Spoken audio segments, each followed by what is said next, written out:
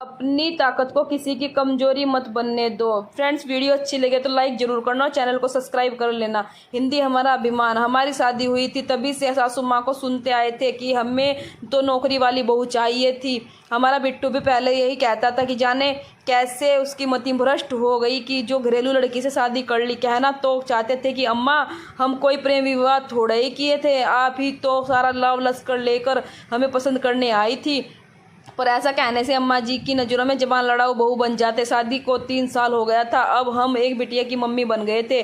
पर अम्मा का बोलना रुका नहीं था। पड़ोस में बिट्टू की दोस्त की बीवी और स्कूल टीचर जो आ गई थी, हम भी शंकर जी की भांति कटाकट जहर का प्याला पिए जा रहे थे। इन्हें कहते तो ये कहती यार एक कान से सुनकर दूसरे से निकाल दो, पर कैसे अब तो कान भी जवाब देने लगे थे। फिर हमने भी सोच लिया कि एक बार हम भी नौकरी करेंगे। ऐसा नहीं था कि हम कोई अनपढ़ थे, हिंदी में MA BEd थे।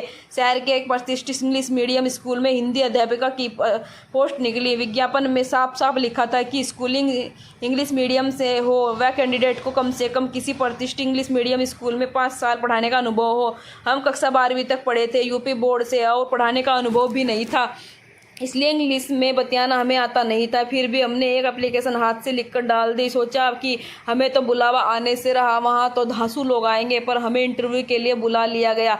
पहुंचे तो वहाँ भीड़ देखकर हमारा तो होश ही उड़ गया। जाकर चुपचाप से एक कोने में बैठ गए। पास में खड़ी 2 बाला से पूछा कि अंदर क्या पूछ सकते हैं, कुछ पता है आपको? उन्होंने हमें अजीब नज़रों से देखा और कहा कि वी डोंट नो हिंदी। मन तो किया कि एक चमाट देखी, जब हिंदी नहीं आती तो आए क्यों हो। पर फिर अपने देश के कानून का ख्याल आ गया कि हमें सिंगल मोम लीचिंग में जेल ना भेज दे।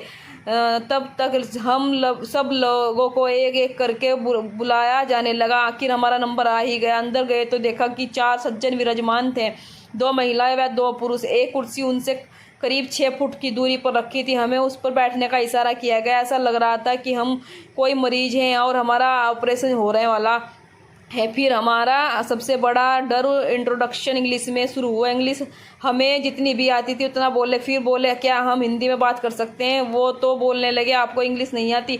हमने भी मन में ठान लिया कि नौकरी मिले ना मिले, पर अपनी किसी की कमजोरी को दूसरे की ताकत नहीं बनने देंगे। फिर हमने कहा कि सर ये तो हिंदी टीचर की पोस्ट है, हमें हिंदी तो आती है, बहुत अच्छे से आती है, पर हिंदी को इंग्लिश में कैसे पढ़ाते हैं ये नहीं आता। तो उन्होंने एक दूसरे की तरफ देखा और कहा कि मैडम आप हिंदी तो क्लास में पढ़ाएंगी, पर बाहर आपको इंग्लिश में कम्युनिकेट करना होगा। हमने भी पूछ लिया कि क्या बच्चों को हिंदी समझ में नहीं आती? सर वो हंस पड़े, कहने लगे आपको बुलाने का एक और कारण था कि आपको शुद्ध हिंदी में इतनी खूबसूरत हैंड राइटिंग में एप्लीकेशन लिखी, यहाँ तक कि डेट भी हिंदी में डाली, जो कि किसी ने नहीं किया। फिर सब्जेक्ट से जुड़े प्रश्न पूछे गए और कहा कि अगर आपको सिलेक्शन हुआ तो आपको कॉल आ जाएगा। हम घर पहुंचे और बिट्टू जी को सारा बखान किया तो वो हंस पड़े और बोले शाबाश ये तो तुमने कमाल कर दिया। और खैर 3 दिन बाद हमें कॉल आ गया। हमारे पढ़ाने का ढंग देखकर हमें नौकरी मिल गई। अम्मा भी अब बहुत खुश है क्योंकि उनकी बहू दीपक की बीवी से बड़े स्कूल में टीचर है।